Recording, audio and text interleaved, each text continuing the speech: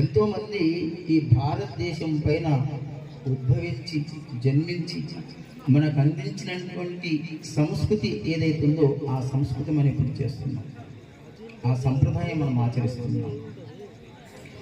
అయితే ఇక్కడ ఉండేటటువంటి విశేషమైనటువంటిది ఏముంది అంటే, శివుడికి మనం లింగాకారంగానే పూజిస్తాం, లింగంగానే పూజిస్తాం.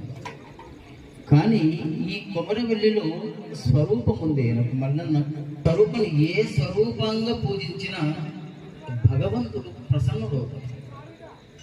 లింగాకారంగానే పూజించండి, ఏదన్నా ఆకారం తీసుకొని పూజించండి.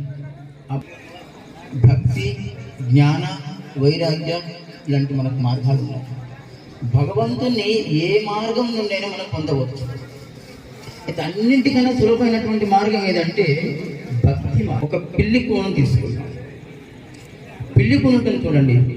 ఆ పిల్లి కూన ఎలా ఉంటుంది అంటే, ఆ తల్లి తన నోటిలో పట్టుకొని వస్తుంది ఆ పిల్లి కూనను. పిల్లి